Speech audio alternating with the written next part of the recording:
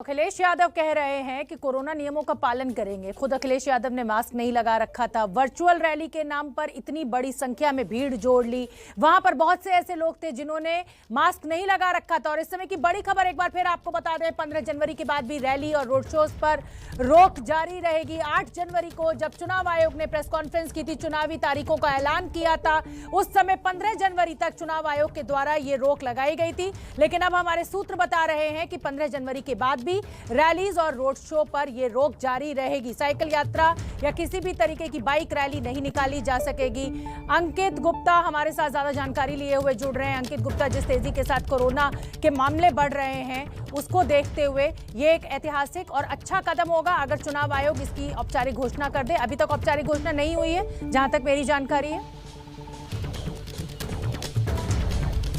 बिल्कुल शोभना, अभी औपचारिक घोषणा नहीं हुई है, लेकिन केंद्रीय चुनाव आयोग ने इसको लेकर के चर्चा कर ली है, क्योंकि कल वो आखिरी दिन है जब तक के लिए रोक लगाई गई थी, जब चुनाव की तारीखों का ऐलान किया गया था। तो ऐसे में केंद्रीय चुनाव आयोग के सूत्र ये बता रहे हैं कि जो केंद्रीय चुनाव आयोग के अधिकारियों ने, जो मुख्य चुनाव आयुक्त के साथ में तमाम लोग जुड़े थे, उन्होंने चर्चा में यही फिलहाल इसी बात पर सहमति बनती नजर आई है कि ये रोक आगे बढ़ाई जानी चाहिए। क्योंकि जब जो चुनावों की तारीखों का ऐलान किया गया था, उस दौरान जितने मामले थे, आज की तारीख में देश में मामले उससे कहीं ज्यादा बढ़ चुके हैं। और अभी भी जो ये बढ़ रहे मामले वो चिंता का विषय बने हुए हैं। तो ऐसे में जो रोक लगाई गई थी 15 जनवरी तक, वो आगे भी बढ़ाई जा सकती है, 1 हफ्ते 10 दिन के लिए, और उसके बाद भी एक बार फिर से रिव्यू होगा। और इस बाबत में जो संबंधित आदेश है, उम्मीद की जा रही है आज देर शाम या कल जारी हो सकता है।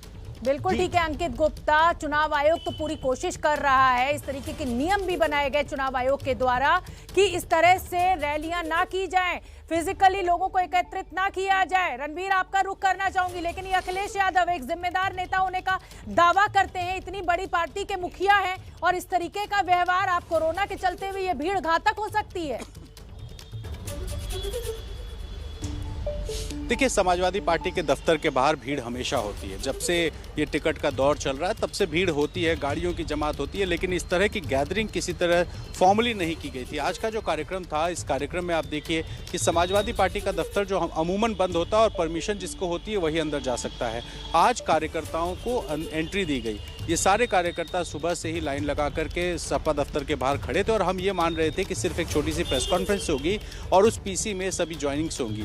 लेकिन अचानक जब अंदर पहुंचते हैं तो कुर्सियां लगी हुई थी और धीरे धीरे कार्यकर्ताओं का अंदर आना शुरू हुआ, और आते आते इतनी बड़ी भीड़ हो गई कि जिसकी वजह से ये विवाद फैल गया है कि अखिलेश यादव ने भीड़ इकट्ठी की और कोरोना के जो प्रोटोकॉल है उसका उल्लंघन किया, और इसी वजह से जिलाधिकारी ने जांच के लिए मजिस्ट्रेट को भेजा था, रिपोर्ट मंगाई। बिल्कुल, अब जांच होनी भी चाहिए, और ये गलत है, चाहे किसी भी दल के नेता हो, इस तरह का व्यवहार बिल्कुल भी इसको माना नहीं जा सकता है, ये सही नहीं है।